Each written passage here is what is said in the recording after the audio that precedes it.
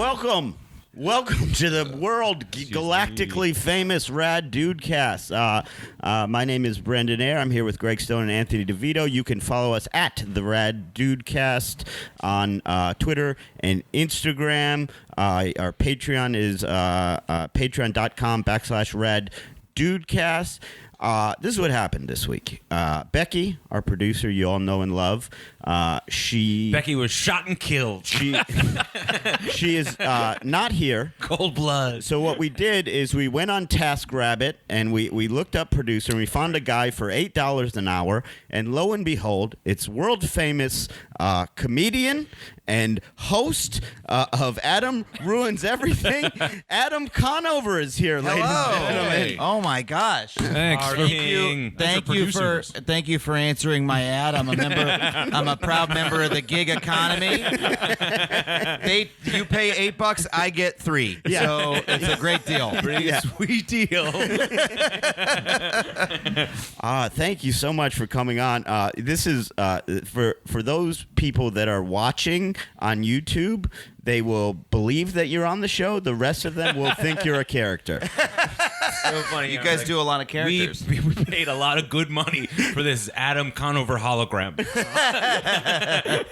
Well, I'm happy to be here. This is such a fucking funny podcast, and I, as a comedian who's transitioned into only doing educational, not funny content, I'm extremely excited to be around people who laugh and make other people laugh. No, serious. I was just listening to your podcast going, it's just nice to make a joke and not have anything. I love what I do, but it's like such a, it's the grass is always greener, but that's how I feel about it. No, but I understand. Yeah, we do zero research. You would look. I would think before I talk. Yeah.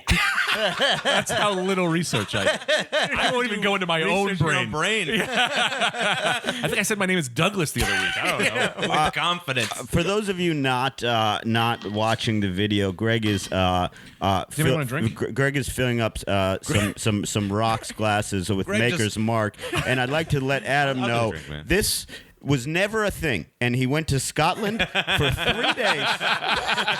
3 days he went to Scotland, and he's just a daytime whiskey drinker. I'd like to have a drink during the day. Man. You start drinking whiskey, you got that hat. Yeah. Everything changed. Well, did anyone else want one? I got 2 glasses because I thought maybe someone would No, want I'm good. I quit drinking last year. Oh, you did? Yeah, Oh, I was a whiskey drinker. Getting a good whiskey connoisseurship is the best way to cover up a drinking problem. convince you that you're not actually just addicted to it. No. And you're like, no, I just like the taste of smoke and fire. I'm a smoking fire, man. What can I say? Followed by a horrible burning in my throat. I'm just into that. I got sober too young to like learn those tricks. No one was. I didn't even know about whiskey really, other than straight from the bottle. But it's nice of you guys to have the consideration of 2 sober gentlemen to ask us before you start getting rip-roaring drunk. So thank you so much. Well, we're reinforcing your soberness. Thank you. I mean? Yes, that's exactly how it Let's ruin the podcast. That's what you like as a sober person, just to have it constantly tested, right? Yeah. And have people asking you all the time. Yeah. Just do as many opportunities as possible to prove your sobriety. Yeah, we were going to do a series of trials for the day. Well, this is the first of many, Brendan. I had this odd experience at the Wichita Looney Bin a couple months ago, and this guy was sending up onto stage double shots of Patron, okay? But the staff, luckily, knew I was sober, and so the waitress just scrawled in like huge black marker on the napkin, "This is water," because it's a comedy club, so they're not going to turn down what's probably an $18 drink, you know? Right, but he sent up like 4, so in my head I'm going, okay, do I have to act drunk now? Like what? This is such a weird. But didn't you feel like you're now being asked to participate in some kind of bizarre pantomime? Because I understand he wants to buy the drinks, they want to sell him the drinks, but then part of his drink order involves you, the performer, Right. Well, drinking them on stage visibly for him. Right. And then at first I had an ethical issue after the show. I was like, that was weird. Like they really like fuck that guy over. But then I was like, well, wait, he was only paying to see me drink that. Like, Yeah. So he saw that. Yeah, but like, He wanted the performance. yeah. Also, there might be Rad Dudecast fans there who are just going, why is he drinking? Like, just stop the show. That's what. This is Brendan's coming to an end. Well, no, Someone rushed the stage. That's the thing. That's the thing. It's not a big part of my act, but I do have one small joke where I mention being sober. And after the show, like 3 or 4 people in the audience who were smart enough to catch that, difference. Yeah. Were like, What the fuck? they were like, "Are you okay, man? Yeah, yeah. Like, is everything good? Are you good?" Yeah. I love the idea too that they just think you crack during the show. Yeah. And they're just like, I don't know, man. This guy, I guess tonight's the night for him. Yeah. People will often send me up chicken fingers. And then when I do my losing weight bit, they're like, come on, I thought Greg was on Weight Watchers. And I'm just eating them and eating them, That's kind of fun. I don't think I've ever seen anyone get like food Yeah. send up. I find one of the worst things in that context about quitting drinking is that sometimes people will go like, I love what you do. Let me buy you a drink. And I'm like, I actually don't drink. And they're like, oh. Yeah. No. And they just walk away Right. so sad because they were excited to do it. Yeah. And I said, oh, you can give me a seltzer. And they're like, come on. they like that even less. Right. Well, what they really hate is you can just give me the money. You know? buy a shirt, dummy. Yeah, man, I love a jacket. I love jackets. But that's great. That's great. You're sober.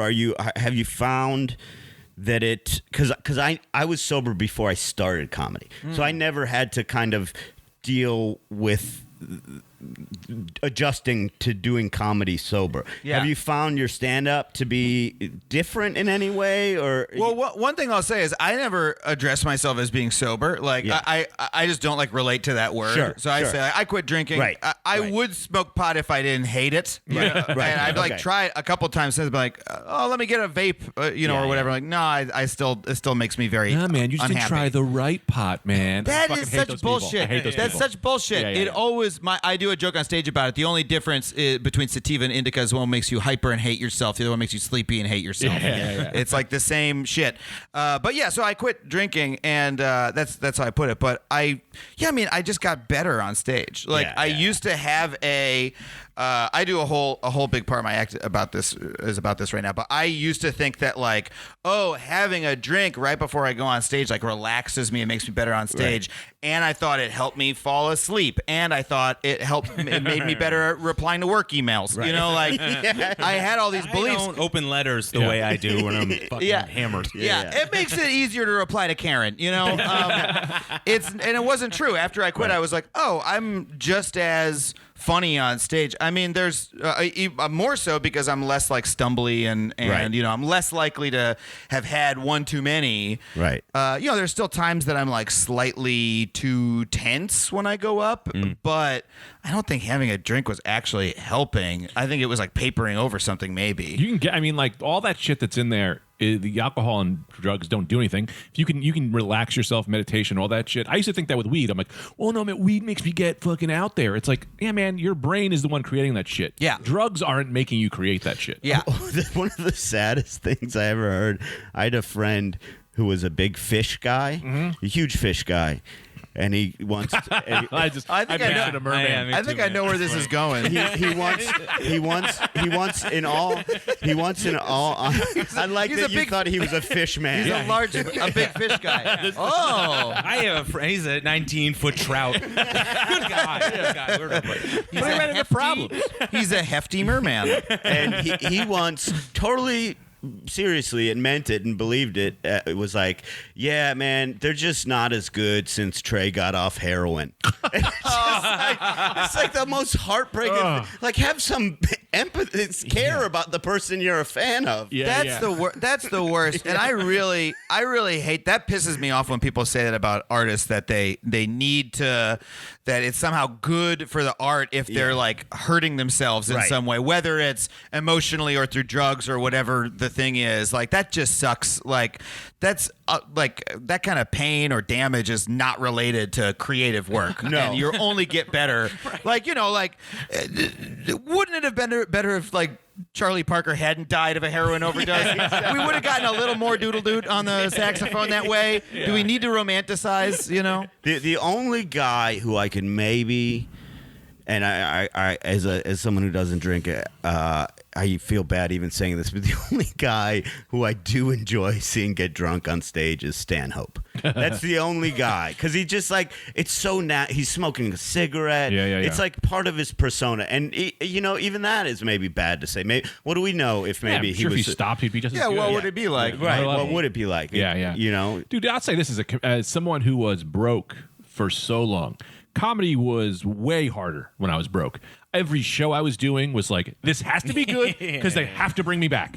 So I can't do anything artistic, anything crazy. As soon as I got money, I was like, fuck this show. I'm doing me. Coming up with a fucking mask and shit. Like, way more fun when you have money. Way more fun. are you? What is the correlation here? Yeah, well, I'm also concerned. What's the comparison you're drawing? To torture. To the tortured soul. The idea of being broke makes you funny. yes. Because People you're would desperate. because you're Yeah. desperate. People would be like, "Oh, you know, like once you get rich, once you like become Chris Rock, you fucking don't need it." It's like, no, man, comedy is way easier when you have a little bit of money. Totally. Yeah. Because you have the time to is that write not stuff connecting? and no, I know you're just bragging that you have money now. Hey, I'm rich and it's great. I mean, that's, Periodically through the show, Gretch is taking out cash. Just putting gold coins in front of him. Oh, I tip the guests. I like to tip the. That's a funny joke. There's 5. I also really hate the sort of, I mean, I love Maron, but the Mark Maron, like the darkness inside is what makes you funny. The deep, the sadness. Because I'm like, I don't have a deep down. I mean, I'm sad sometimes, but I don't have I don't sense that I have a darkness inside. So I'm like, am I not a good comic? Because I don't, because I'm not unhappy. Yes, man. I remember, especially because we all started, around the same time, and it was just like I'd go to mics and people would be like, they would need that with them, and it was just same. Where I was just like, is this just never gonna happen for me because I've never been molested or whatever. Like, I'll molest you, dog. I'll molest you right now. a true friend. That's a true friend. Well, people do that. They wallow in it because they're like, I need to. This is what keeps me going. Is my unhappiness, which is such a weird, unhealthy. I mean, maybe you get a little mini boost from that, but it's not sustainable. You're gonna crash out. Also, too, it's like you could go to a dark place to write and write whatever dark mean like bit or whatever. Yes, No lights on? I see where you're going. Yeah. Shut off Fish all man, the lights. you know what I'm talking about. I got one level. Stupid. That's where I live. I live in the world of stupid. The most literal man. You turn the lights Just so on. we're clear, I don't mean to backtrack again, but that is not a fish man. Oh, How are you going to steal your money with all the lights on? Those are the 2 things I like to think about. Sorry. you That's what you can, say. you can smell it's there. But No, yeah, go to a dark place. Because like some people, it's like you can go to those places to write material, and I think that's great. But then you got to come out of it to be a person. You know what I mean? Like you don't need to. And there's nothing worse too than someone trying to force their darkness throughout the rest of the time. Where it's just like you don't have to try to be brooding. That's one of the most uncomfortable things to watch. Well, and it's weird. So I have a weird experience sometimes where like I've been through darkness, you know, like with mental illness and suicide attempt and stuff like that. And comedy for me is the way out of that. Sure. Like when I'm writing comedy and performing comedy, I'm happy and like thrilled that I've overcome that darkness. And so whenever I see a guy that's like living in that darkness, I'm kind of like, you're a fake. Like comedy's the best. This is like, it should take you away from there. And I can write about that darkness and that place. But like when people laugh at it and I'm on stage, it feels great. You know, it's just weird, the idea that like you've got to live in this. But they do that with everything. They do it with darkness. They do it with social issues where all of a sudden they're like, no, the privilege. And I'm like, your parents were doctors, man. Like, what are you talking about? But they feel like they have to grab onto this thing. And it's like, just grab onto who you are, bro. And you have to let people into what you're doing. Like, I forget where I heard this from. I wish I could credit whoever it was talking about it. But like, doesn't matter. The thing at open mic, because we went to open mics, and in those years, people do a lot of material about like, oh, you know how life is horrible and you have no money and you eat garbage off the floor and you just masturbate all day. One of my roommates is a rat. Yeah. Exactly. And then somebody I heard was like, look, when a crowd sees that material, when normal people, like, they got a babysitter, they spent $15 for the if you're doing it in a club, you know, they 2-drink minimum, and they're like, this cost them $100. Why is this guy talking about why am I seeing like a bum off the street who has no he has a horrible life? That's weird for me. Yeah. They don't relate to it. And so you can talk about that stuff. You can say, oh man, life's rough, and like, you ever been broke? Or something like that. But don't just be like, I'm a miserable person. Well, and most people are fine. Most people are just fine. It's like, I'm fine. I'm fine. And the interesting thing is, all those guys that were doing that, and I'm sure all of us had I know a lot of gals who do that too. By the way. Everyone, take him down, miserable gals. Right, Brendan? Miserable. There's a lot of miserable women with no money and horrible lives. but all of the people who were doing that when we were all doing open mic, when we were all at the Eastville 5 o'clock open mic, For real. they either changed what they were doing or they didn't progress. Because you very quickly learn on the road that saying you have 6 roommates, like it doesn't resonate with someone in the middle of the country who just has a unless those roommates are their kids. Yeah, exactly. Is that you're talking about my 13-year-old? Yeah, they don't have like, because everywhere else in the country you don't need 6 roommates. You get a normal job and you can afford an apartment by yourself. There's also people who I've always thought about comedy as like the first job you have is you draw a circle around yourself and the audience. You say, we're all in the same circle. We're all living. We all have something in common, you know? So sometimes it's like, oh, hey, isn't this a weird room we're all in? You make fun of that space and everyone acknowledges that. Or you say like, oh, we're all, man, the election sure is weird. Or like at open mics, the first thing you do is you do that same thing. So a lot of times your jokes are about the experience of being an open micer, which makes total sense. And you can have success with that, just making like, oh, it sucks you're eating dollar pizza and you're on the train all day. Great, fine. But then once you graduate to real audiences, you need to figure out how to do that with actual human beings who aren't spending, all their time on this shit. Also, those open micers, they're laughing at that because that's also their experience. Yeah, exactly. So you're just staying within that group. And, and then you, like you said, you graduate. And that's fine. It's like, when I was in college, I did jokes about going to our college. Yes. And the other students at the college loved it. They kill. But when I graduated, I stopped doing those jokes. Well, it's like going to that club in Utah where the host is like, everyone knows Denny down the block. I'm like, we fucking fuck Denny. And he kills on local references. He's like, I don't know why Comedy Central ain't picking me up. They don't know Denny. Yeah. How much would you love to see that on like a late night show? Like a guy that only does like local references from his town? Well, great. I fought to keep on my album. I told you guys I went on the morning news in Cincinnati to promote the taping, and the guy was horrible. And I just, in the middle of the album, like I had already got it, I got it like first show Friday. So I was just riffing on stuff. And I was like, I started talking about Frank from Fox 19. And it just so happened that literally everyone in Cincinnati fucking hates Frank from Fox 19. So it's just like, I'm just building and they're going nuts. They're just like, people are just like, there's like one, you can hear a guy in the background going, fuck Frank.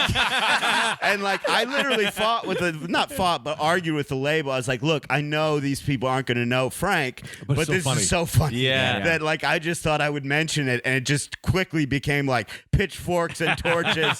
And the label was like, we can't have like people are going to go after Frank. Like, man, that's really I was doing a Mojo. You ever do the Comedy Cellar? Mojo's Comedy Cellar in I don't know if you ever did Mojo's Comedy Cellar in Youngstown, Ohio.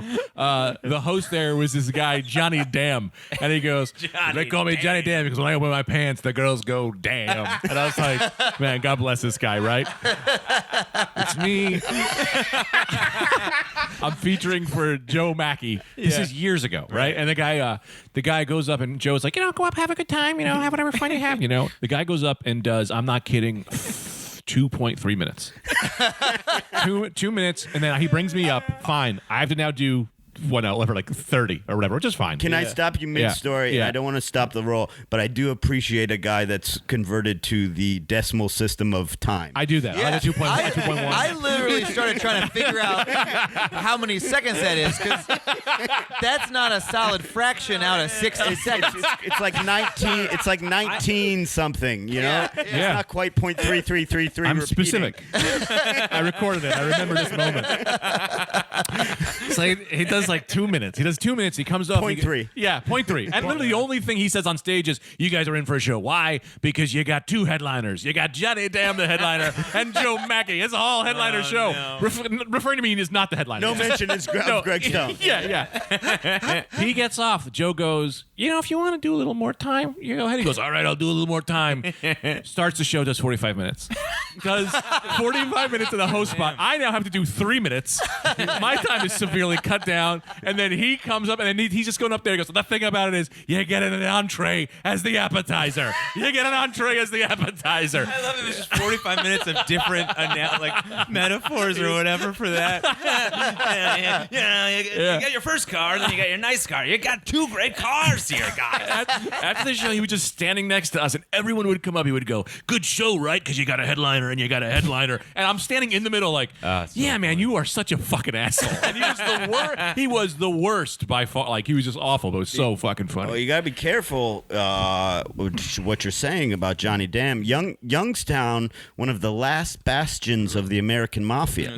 Very, as an Is Ohio that true? guy. Yeah. Well, they're making a comeback everywhere because everyone that got put away for RICO laws in the late 80s, early 90s are all getting out. And so they're all getting out around like now. cicadas. Yeah. Like the cicadas are coming out of the ground. Every 6 years, the Ricos, they're all on trees. Yeah. They're in your backyard. God, they're so annoying. Hey, what are you doing? Hey, what are you doing? Hey, what are you doing? You hear them? They're out. Avini just landed on my shoulder. Then they put them all back in. The RICO guys are on 6-year turnarounds. The murderers are on a 12-year cycle. But Youngstown is strangely, because it's so small, it's strangely a big mafia town. It's because it was such a huge auto manufacturing place, and wherever there's unions, the mafia will come to try, because there's ripe for racketeering and bid rigging and all that sort of stuff. So When all the comedians were like, "We got to get a comedy union going," I was like, "We should call a mobster." These guys are great. They'll handle it. At least the beginning will be good. Let's get a mobster involved. How do we do that? He stands out so well. They'll never have. Comedians are like the Uber drivers of the entertainment industry. Like it's so decentralized, and everyone's paid nothing. And as soon as you leave, just someone else steps in to fill your place. Like there's no. It's like structured in this weird way where there's no possibility of. Well, particularly before you're a draw, like I imagine for you have a little bit more freedom now. I'm building the live business. People know me from TV, and I'm building the live business. I had the saddest negotiation, which it represents exactly what you're talking about. Because right now I don't have representation. I'm pretty happy with it. I'm doing pretty well, and I'm kind of waiting Here on comes the that. spiral. It's good. I'm happy. I like being single. I get the whole bed. But Yeah, Adam, it was great having you on, but this is gonna go on. I had the saddest, shortest negotiation with this club where they go. It was like 4 shows or five shows or something, and they go, we can only do $900, and I write back and I go, I'm coming from New York. Could you do $1,200? Thinking maybe they'll come back with $1,000 and I'll take the gig. And the email back was just one word: no signature, nothing, just no. And then my sad reply was just, okay, I'll still do it. And that's like comedy in a nutshell. Yeah. You have no power because because they know there's another guy exactly like me who's not a draw. I mean, they don't know. I think I'll do a better job than many of those guys, but there's a million guys who can headline and aren't a draw. So there's very little power power you have in that situation to get anything negotiated. That's why we got to get the mob involved. Yeah. That's where the power comes in. Go break some kneecaps down at the. Go break some Booker kneecaps. Sure, $700. Talk to my uncle Lenny Linguini. He's gonna fucking send a guy over. You know what I mean? That is the thing with those like mob names where you're just like, it seems far fetched, but it's like, no, that's like a real guy. It's a real guy, and he's terrifying. Some little kid just went, "Hey, I just mentioned Uncle Lenny on the podcast." I like the ones. There's also the ones that just have the nickname that's just a different name, like Don Petey Limoncello, and it's like, what? That's just a different name. That's not a nickname for Don. Do you guys remember that? You remember the mob sandwich shop in Williamsburg? Do you remember this place? No. So when I lived here, I lived in Greenpoint. We were sort of walking distance from East William, like the old Italian part of Williamsburg, and there was this incredible Italian sandwich shop that would make this big mozzarella sandwich with it had all different things. This sandwich place was like written up on blogs about the best sandwich in New York and stuff like that. It was an incredible sandwich, and then the whole place was shut down in a mob raid because the owner of the place was in the mob, and apparently this was like again the same sandwich blogs were publishing. All right, I guess the sandwich place was a mob place and it no longer exists.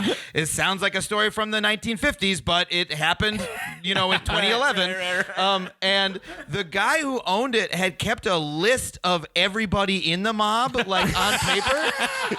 The number one mob no. Yes, in the sandwich shop, like behind the register, like Larry Linguini, Enforcer, like just Extra pickles. He likes extra pickles. Yeah, That's like you can go look this up on Eater.com or whatever if you want to check my source. that like the first day in the mob. They're like, look, we don't got a lot of rules. Just don't make a complete and thorough list of Tony, everyone's what are you writing first down? and last I just name. said it. Don't write that down. I just told you. Nah, boss, I love lists. Hey Guido, what's your area code? Do you are you 631 or you 516? Well, that's 212 guy wouldn't have thought it, but okay. That's what's so funny about Williamsburg, East Williamsburg particularly. It's still there a tiny bit. Yeah. Like a guy got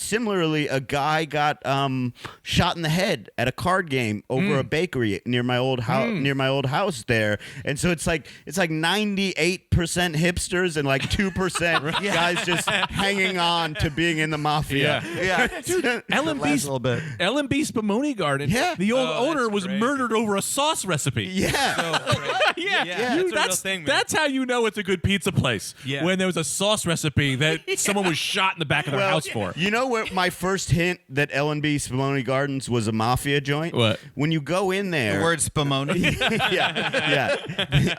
when you go in there, because it's such great pizza, many famous people have dined there. And when you go in there, there's a video playing of all the celebrities, but just mixed in with that are just like neighborhood Italian guys. It'll be like Oprah, like Guy Fieri, Johnny Boombox, like Bay Ridge Billy. Beetle baseball bat. Burt Reynolds. Hey, I couldn't help but notice my face was not in the rotation. I stood in the store for an hour and watched a monitor.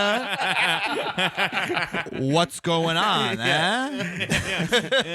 Man, I had this guy that by my house when I grew up. He owned a card shop, like like trading cards, and that like only the front of the building was being used. If you look through the door, clearly there was people playing poker right behind the door. Right. And I wanted to buy these Marvel cards, and I didn't have the money. I was in 6th grade, right? So the guy was like, "Yeah, I give them to you now. And every week you give me a couple. Give me a couple extra dollars." And as a 6th grader, I was like, "That's a great deal. I get them now, and I'll give him my allowance." So I give it to the guy, and then I was like clearly in over my head. The vig had gotten so high that I could not pay it. So I stopped going. The guy finds like my father. He sees my stepfather. Unbelievable. Yeah, and my stepfather was a cop, and the guy was like, your son owes me a little bit of money. So my stepdad paid him. It was like $30. Sure, But the cards cards originally were like $15, you know, but he was just I was in over my head, and I had to have this conversation with my stepdad. He was like, "You never take money from these people. This is what they're gonna do," and it's like, "This is a shit." It's like he was trying to get me on this fucking loan sharking me on Marvel cards in 6th grade. I love when the mafia has been so diminished that they're loan sharking 11-year-olds. Yeah. Like I got this scam going with these Pokemon cards. It's gonna be big. It's gonna be big, baby. All that being said, though, I do think at some point he was going to come up to me and be like, "Hey, listen, you owe me that money. How about you just do this for me? You know, like run a number or some shit. Yeah. You get some kids in it. You're like, this is like he's grooming you. Literally, was grooming me. Yeah. It was like my mom, and you know, like my family. We've had those people in our family, so they were just like, you know, you never go back in there again. You're never going there again. What are you talking about? Jesus Christ. Yeah, it's so crazy. Well, one thing I'm fascinated by is, and they're still very active and very hard to prosecute. The Camorra in Italy is they're the Nepalese version of. It's like a big fan. Because I find them fascinating. They're like the Nepalese version of the mafia. They're more sort of horizontally structured, so they're hard to take down. There's no real leaders, right? And they make the majority of their money. I mean, they sell drugs and do standard mafia things, but they make the majority of their money is they buy or set up legitimate waste management companies in Europe, and what they're doing is illegally disposing of toxic waste or harmful waste, and so they'll find like an empty quarry and buy it and just have this legitimate company. So other legitimate corporations hire these legitimate companies knowing full well that what they're paying is not what would be the price to dispose of toxic waste. Yeah. So they are essentially complicit, but they're just they can say, hey, we didn't know. We just said this guy said it was the price and he said they were doing it right. And then so they're all over Europe. They're just burying toxic waste and like asbestos and that kind of stuff. That'll bite you in the ass. Yeah. That'll bite you. That's really that'll come back to you one way or another. Yeah.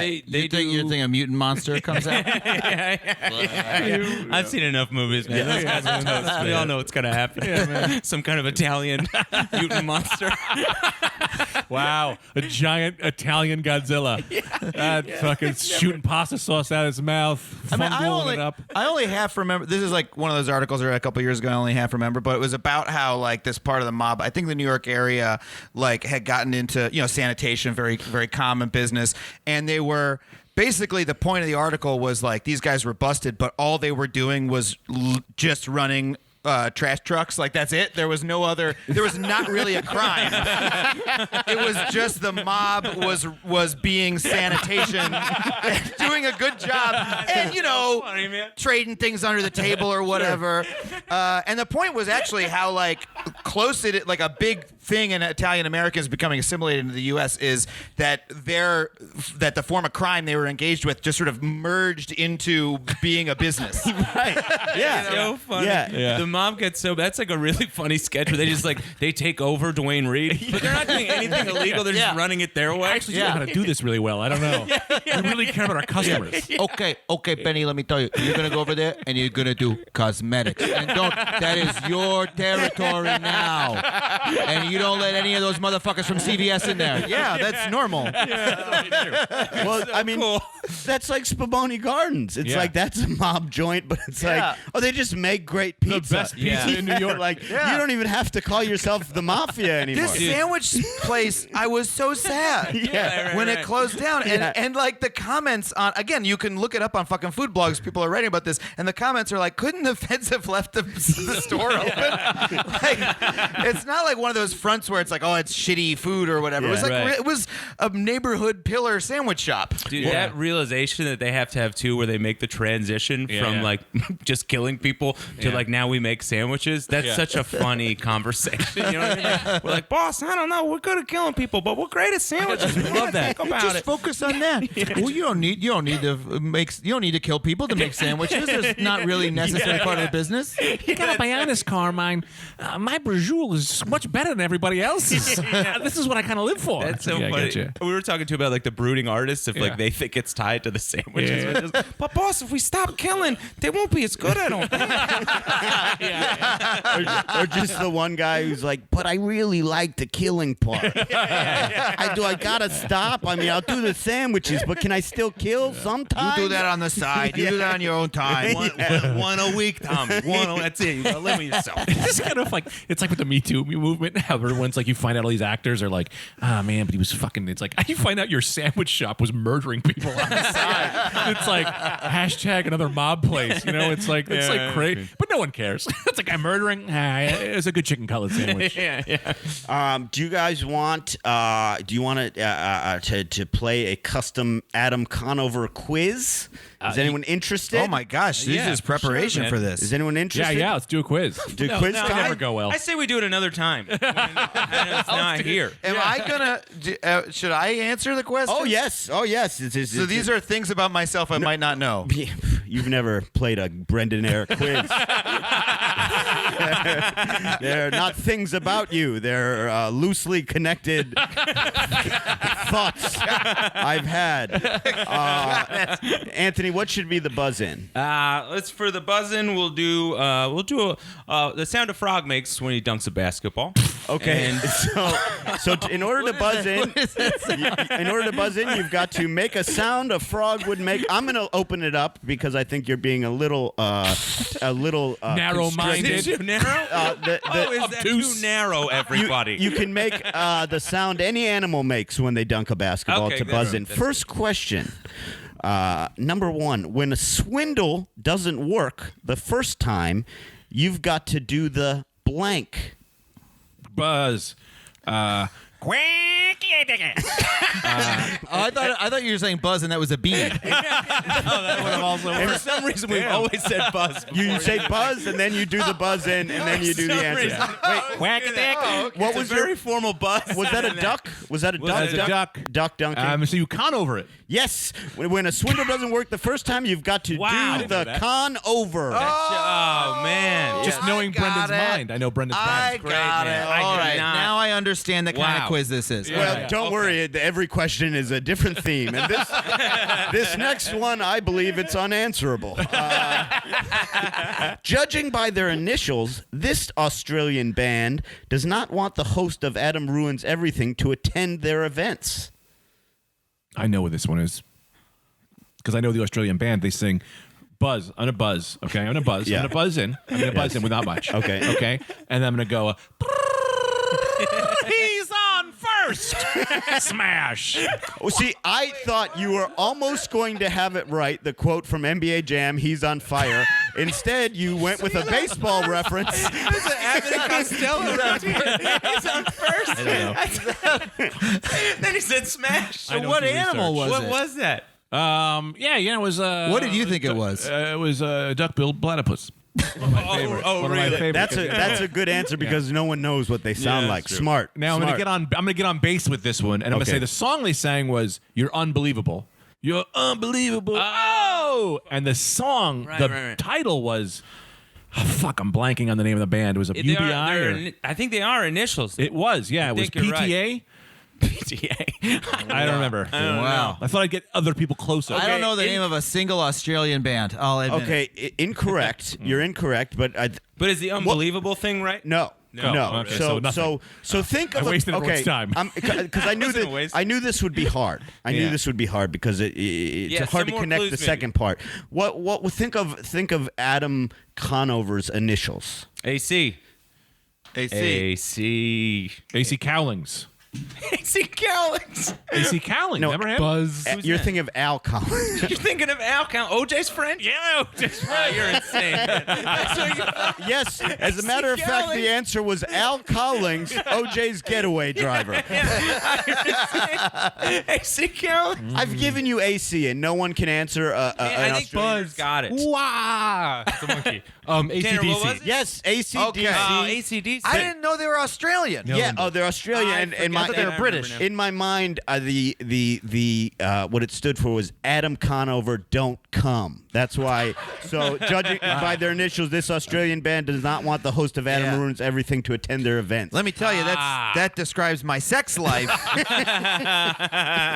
We have great. good times. That was a really good. That was my best contribution to the whole podcast. Like we will support anything. This Very giving. let me tell you right now. Okay, Anthony, I always question. think I just had something to say about AC/DC. I had no Sure, go question. ahead. I always think they're Irish. I think because Angus wears that like derby hat And the schoolboy outfit. and the schoolboy outfit. I yes. never understood that because when I was a kid watching like VH1, like whatever, just like retrospective, they're always like Right. AC/DC was so cool. He wore a schoolboy outfit. And I was like, why? That looks dumb.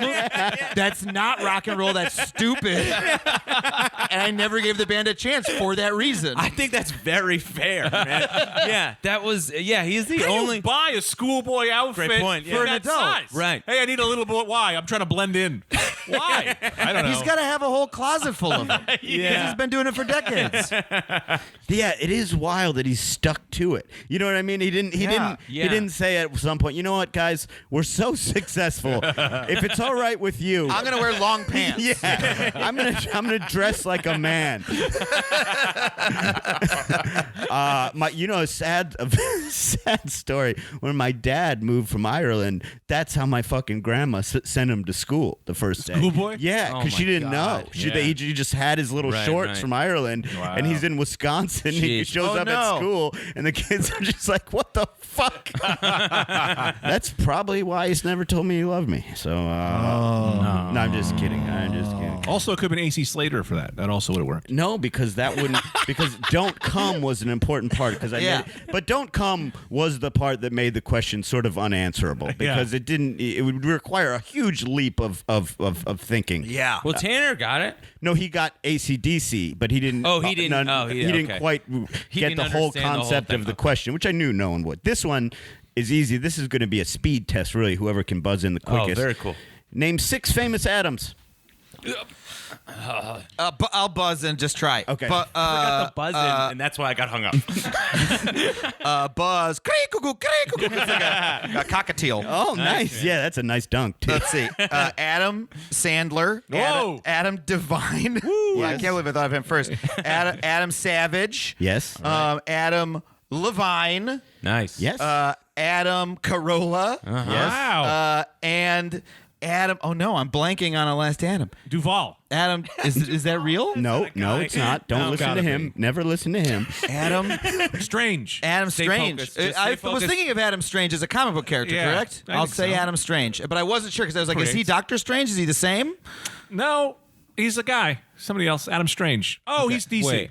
He's DC. Okay, great. So he got it. So the Who's Adam great. Strange? What That's- character is he? I gotta Google it. That felt great to do that. a few others. I got it right. A That was few. great, A man. few others. I had Adam West. Ooh, big Adam West. Oh, of course. Adam West. Adam Scott. 2 Adam Scotts. There's the Oh, actor right. and the golfer. I don't know either one. Adam and Eve. Both two true. two members of the Beastie Boys, Ad Rock and MCA.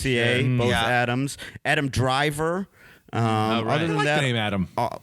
it's a great name. That's a good name. Can I do a quick one real quick, or I tell you a fun little aside? Yeah, of course. I had a friend, Adam, I grew up with. I love the kid. He left his backpack in my house, and he kept being like, hey, can you bring it? Can you bring it? Can you bring it? I kept forgetting. One day, he doesn't show back up to school. We never see him again. I went to his backpack. There was a letter in the backpack that was like, respond to this email, or we know he not an email, regular mail. He was living in Newark illegally, and he was right. supposed to give his dad some letter that he could have sent so that he could have said he was in Bloomfield. And I think because I never brought his backpack back, he had to go live in Newark. And I think he's dead now. So, I So think you, that'll because trigger you him. kept his backpack, you ruined his life, you think? So, yeah, I think I ruined his life. He got me into Danzig. You've carried this guilt around for a long time, haven't you? Yeah. It's good But- that it's out now, man. But as an adult, can't you look back and say that you're not responsible Yeah. for that? There would have been a second letter. Yes, there would have been. There would have been another letter, Greg. There would have been another letter. Yeah, maybe you're right. you know what the way things work. It's not a final notice. You This know? is the difference. This is the difference of having Adam Conover on our podcast, neither me nor Anthony would have ever thought to have been like, they probably would have sent a second letter. I was just like, yeah, you fucking killed that Literally, guy. yeah, exactly. In my head, I just was going, I wonder how he died. And that's all I could think of. He was shot. That's so much of a more reasonable response. Yeah, and also By a million. And also, now that Adam's got me thinking more intelligently, also it wouldn't just be on the child to deal with the whole thing. They're like, we can't get through this family. Send it to the kid. Well, there's no way they do the that. letter, I think, went to like the aunt where he had the fake residency going, and he was supposed to bring that to his dad, and that never happened. Because that's what they were doing. They would like have a family member who lived in Bloomfield. Yeah, they did that for. Yeah, They did that for sports. yeah. So, yeah, they did it in our section because people were like, it's either this or my kid is dead. Right, Your right. section, you're like, oh, maybe we'll make the basketball team. Yeah. How sad is that? Yeah, the North End sucked. Greg, I'm going to go ahead and give you 1 point on the quiz for that story. I liked it. All right, I'll take very it. good. I'll mark it down. Here's one. Here's a throwback. And at any point, feel free to end the quiz or go in a different direction. What are the names of the immediate members of the Addams family, plus an uncle and a cousin? Bonus if you can name the butler. Rip it. Oh, finally we heard the frog. Yeah, that's a frog, man. Well, I was waiting. You know what's interesting about this is Greg, I think, is the only one that's embraced the dunking aspect. Like, you're just making a frog noise. That could be a frog. That could be a frog playing any sport. Hey, he's saying rip it. Like, rip out that rip it. Yeah, He was rip doing it. rip it, but since he's dunking, he says rip it. That's really what I did. That's pretty good. Thanks, man. Okay, so What what's was the question again? I just wanted to do the noise. I really didn't. I wasn't listening too So well. name the members of the Addams family, plus an uncle and a cousin. Oh, okay. Bonus for the butler. Yeah, Gomez, Morticia, Wednesday, Pugsley, Fester, Lurch. Lurch is who? Lurch is a butler. Yes. Okay. Cousin It. Yeah, you fucking nailed it That's right like away. it's one of my favorite movies of all time. I thought Pugsley.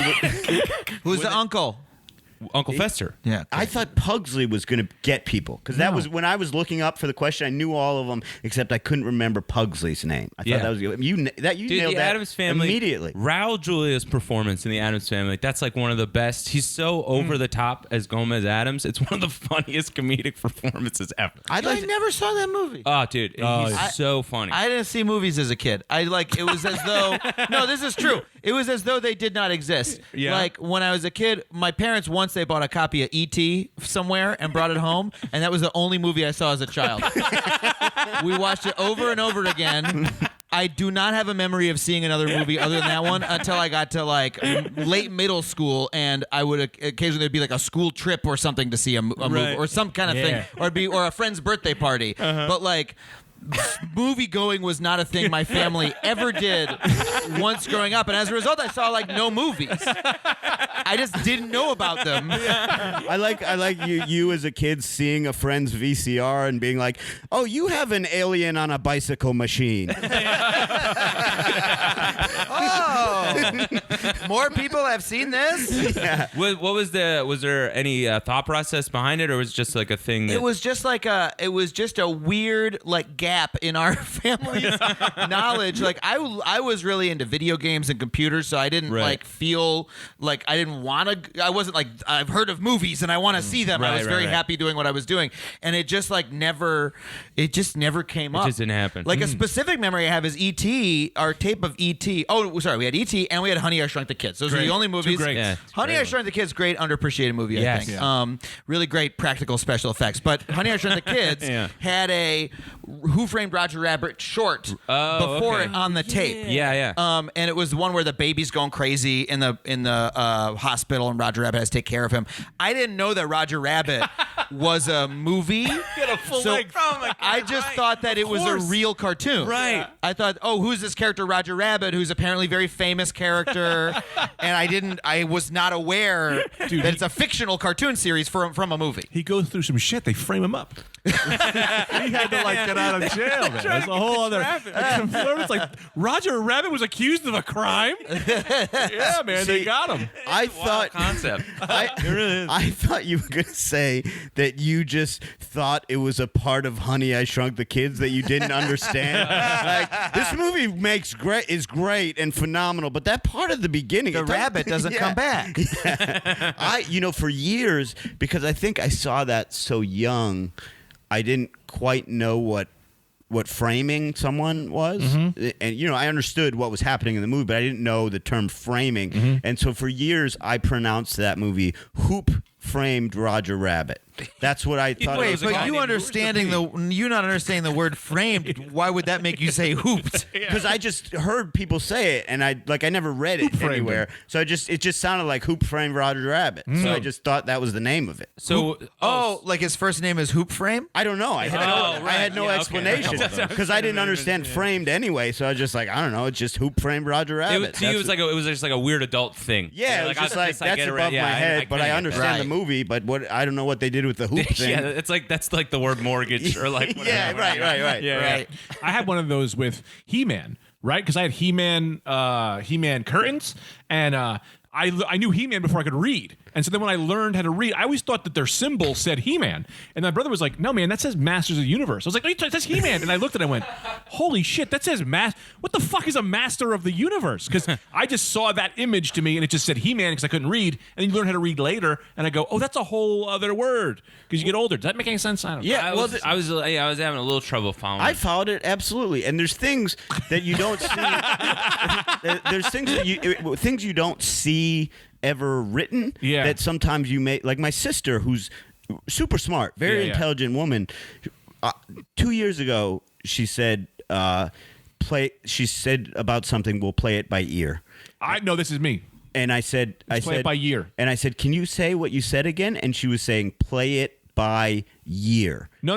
You're not talking about your sister. You're talking about me. And it happened on this podcast. No. It happened on this podcast. We had a 45-minute conversation where you yelled at me because I talk about saying I play it by year. Take it a year at a time. We just take it one year at a time. That sounds right. No. I have been saying play it by year. Knowing Craig, that sounds so right. Listen, there's one there's a possibility that you both said it. What's not a possibility is that my sister didn't say it. I know my sister said it. She also may have said it. But we've had a 45-minute conversation on this podcast of you degrading me. Well, hold on. Of you insulting my intelligence, calling me play, because I say play it by year. I'm going to take it a year.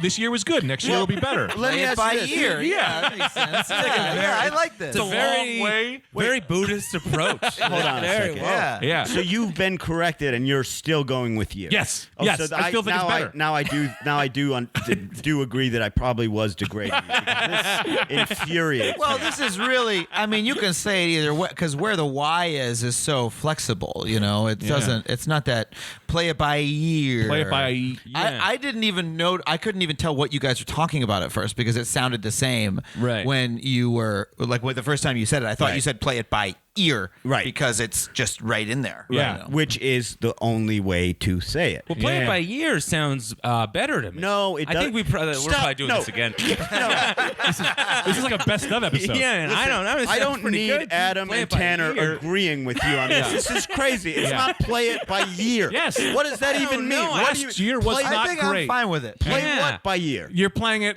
play it like, hey, should we make some changes? Well, how did it go last year?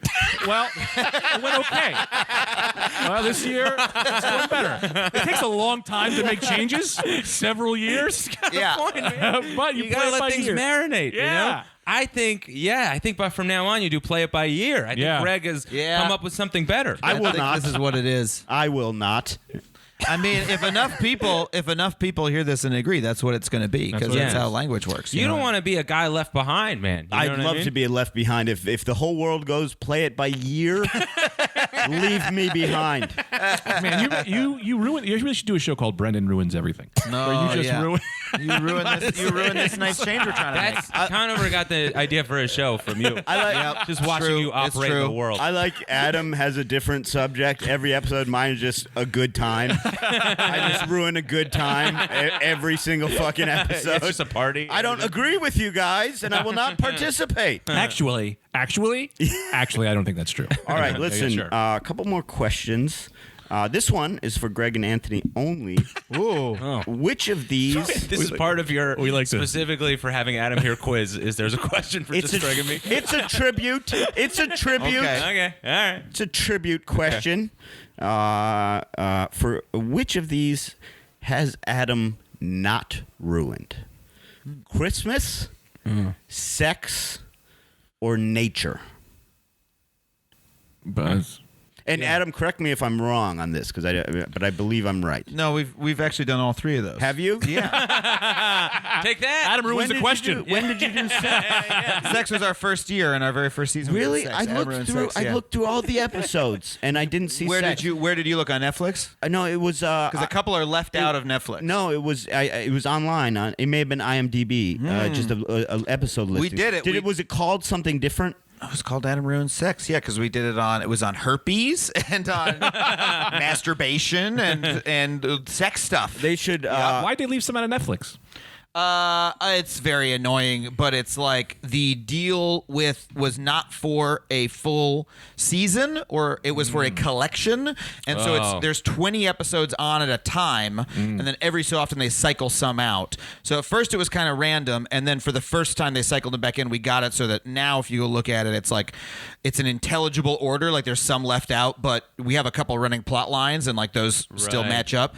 But then in a couple months they're gonna swap out like 16 of the 20 or something like that, and then it's all bets are off. So it's just total madness the way that, you know, even on like on demand and stuff, the episode numbering makes no sense on the seasons and stuff. It's just weird contract shit. So, but I mean, it's just because it's almost baffling it's on Netflix to begin with, because Turner's about to launch their own streaming service. So they put it on there for just like 2 years to get people used to watching it on streaming, and so they made this weird contract where it's done that way, unlike any other show where they have a whole season. Is it interesting? I don't know if it is. This is like the longest we've been not laughing. Well, here's the thing. That doesn't matter. Because we never talk about anything intelligible on the podcast. So the fact that something comes up that does, it's like, oh, whoa, that's what. Also, you have to keep in mind, we once did a 3-hour episode which was just us reading the script of Forrest Gump, and there were no laughs, and so don't have any fear. But I do have an idea for an episode, and that's Adam ruins Brendan's quiz question number 6. Sounds great. Because having done sex, I thought he didn't do sex. I fucking blew it. I blew it. I fucking wanted don't to do this. Don't do this. Don't go to I Spire. blew it. All right, come Brendan. back, Brendan. Okay, Tap his head. Tap his head. Don't tap my head. You know, I don't like sorry. that. Hey, that's what I do. I ruin. Okay, this I can even play in because I didn't look up. I didn't look up. So who knows the answer? Well, I didn't This look is up great. the answer. I didn't What look if up the Alex answer. Trebek said that? And this one, even I don't know the answer to. And then he's like, wow.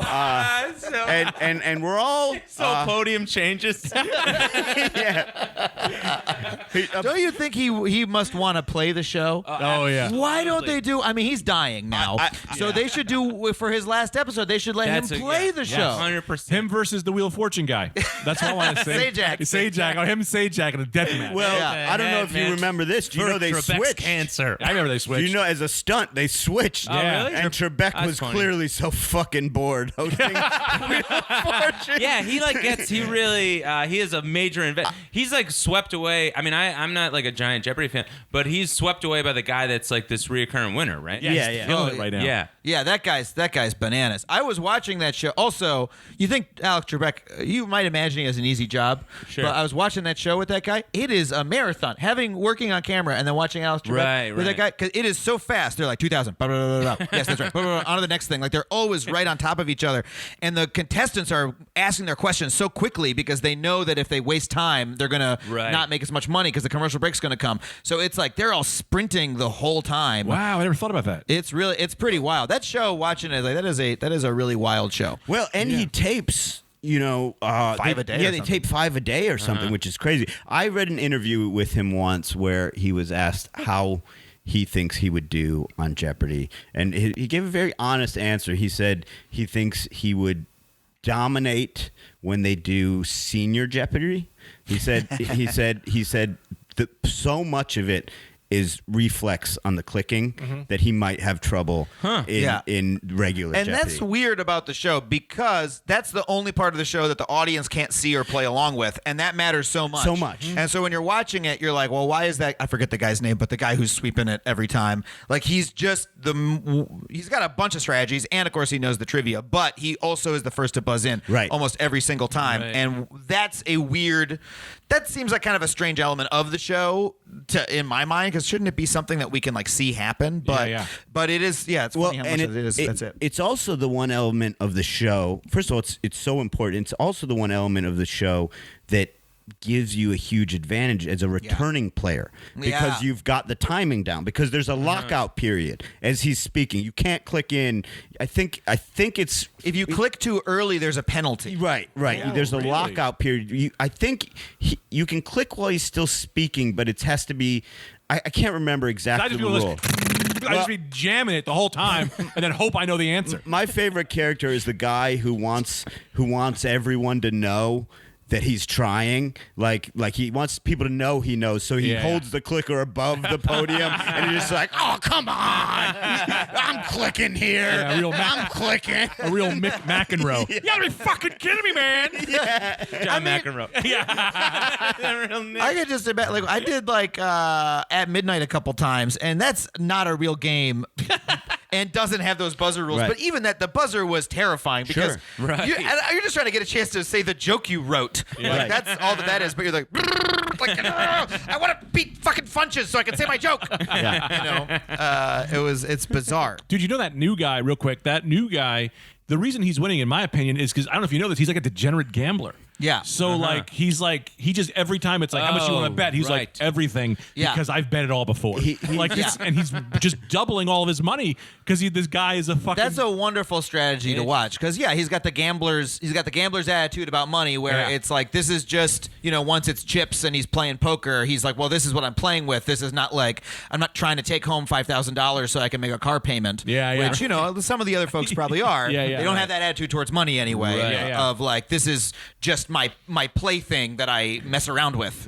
Well, and he's also, the thing about him is he's not just a gambler, he's a successful sports gambler. So he's an analytical gambler. He's not just fucking around playing craps. He's actually, sports is one of the few places where if you're good and do research, you can win. You can beat the house. Sports and poker. Yeah, right. You can beat the house. And so he's an analytical brain, and so he's doing all these things that he knows will maximize his expected return. Like, he goes for the 2000s first every time. He goes for the highest value first because otherwise you might not get to those. And then he works down up the board because he knows that the daily doubles don't come in the 100 very often. So it's like he's got all these strategies that make sense, that are analytically based. Yeah, and it's like, he's such a machine. Like, when I was watching, he says, like, the old-fashioned way is they'd go like, potent potables for 100, Alex.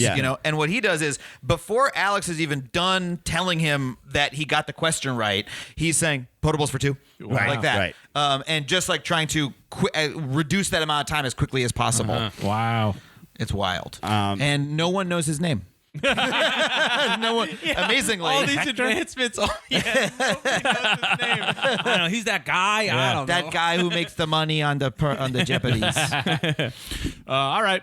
Okay, here's are we? Oh shit, we're almost out of time. But last question. This has been great, by the way. Thank you. I've had a blast. Yeah, Thank you so much. And we'll give you a chance to plug anything you want to plug. But before you do, last question of the quiz. Are you? If your show isn't enough to get you out there, we'll really make things happen here on the I got something to plug. Yeah, we don't know. I came on here for a reason. I want the Rad Dudecast bump. The last question, and we don't have to use numbers because we're all showbiz impresarios. I don't know if that's the right word. Is that an executive? Tell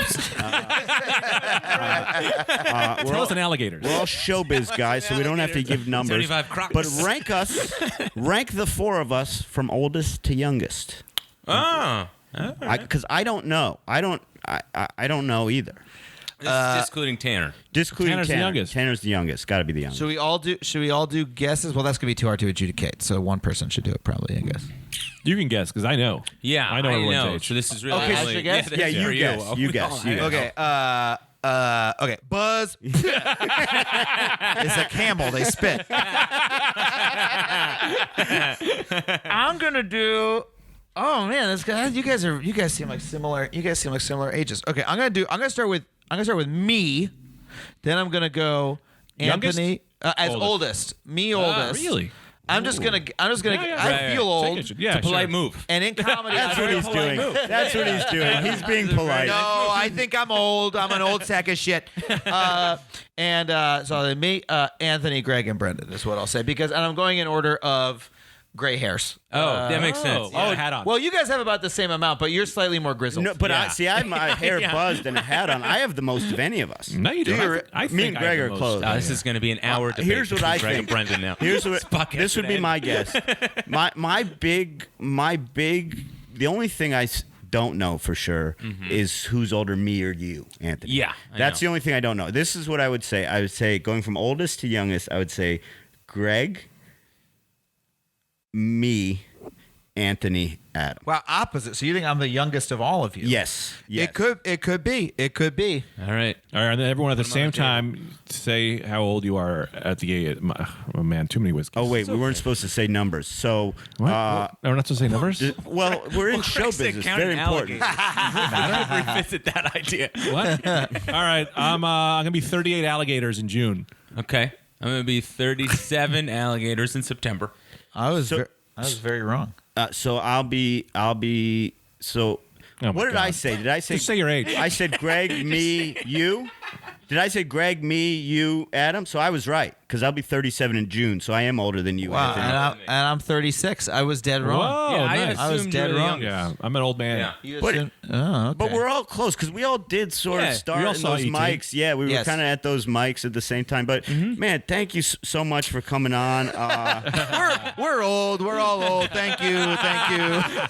While we're still alive, it was good to have you here, Adam. And what do you want to plug? We'll make sure our fans get on that. I have a new show, a new podcast called Factually coming out on Earwolf, where I interview like experts and like authors and like we got a couple Pulitzer Prize winners in the first month or two. Very cool. And it's less funny than this show, but you'll learn far more, like a lot more. But it makes a nice palate cleanser back and forth. I'd recommend going back and forth. Called Factually. It's out May 29th on Earwolf. Oh, cool. So check out Factually on Earwolf. We actually stopped doing Pulitzer Prize winners on this show. We had a bunch early. We found they were just not for us. Well, I know your audience really respects the Pulitzer, and that's why they're going to tune in to my show. And also, obviously, if you don't already, check out Adam Ruins Everything. It's fantastic. It's available on Netflix. New season coming? Or? Yeah, coming in August. We got new episodes, 8 more episodes coming this August. It really is a 2019. great show. It's Thank really you. a great Really show. Do love the show. if we Thank didn't say you. it. Sorry. Thank you. I will be at a brand new comedy club, Laughing Gas in Cape Girardeau, Missouri, May 23rd, 24th, and 25th. You can follow me at Airbud, EYREBUD on Instagram and Twitter. And follow me there because pretty soon I'll have announcements about the album coming out. So follow me there. Oh, okay. I'll go next. Oh, this is so formal. Yeah, May 25th, I'll be at Laugh It Up Poughkeepsie in Poughkeepsie, New York. Follow me, Greg Stone _ Instagram, Greg F. Stone. Well, I will also have information about my album that came out last year. Stay tuned. Stay tuned. Pretty soon I'm going to be dropping the details about last year's album. It was topical. I'll be at Acme Comedy Company in Minneapolis this week, May 16th through the 18th, and then I'll be at the Laughing Gas in Cape Girardeau, June 13th through the 15th, and then McGreevy's in Boston, August 21st and 22nd. And Nice. I'll also be doing great updates about my album that came out 2 years ago. Hey man, thanks again for coming down. Oh, it was thank such you. a blast. Thank you guys for you're having great, me. man. This is it's nice to laugh again. Come back anytime. This episode of the Rad Dudecast was recorded at Remember to Be Happy Studios. Production by Becky Rodriguez at Human Places, the EZA 3, with video editing by Tanner Williams, Low Kinky 69.